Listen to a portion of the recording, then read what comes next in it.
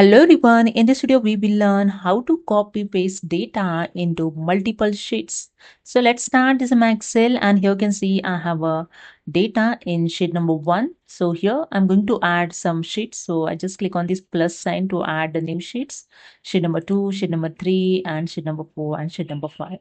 So here I total 4 sheet added. Okay.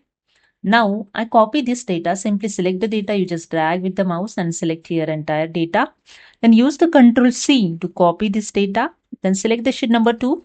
Then hold the Control key of the keyboard and then select the sheet number 3, sheet number 4, sheet number 5.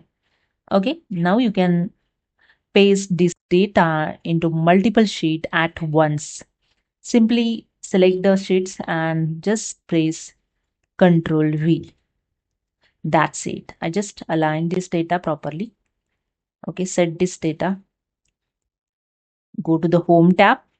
In Cells group, click on the Format, click on the Auto Fit Row Height, click on the Format, click on the Auto Fit Column Height, and that's it. Same as in sheet number 3 also you can see. I click on the sheet number 1 now. Now you can see sheet number 2 have data.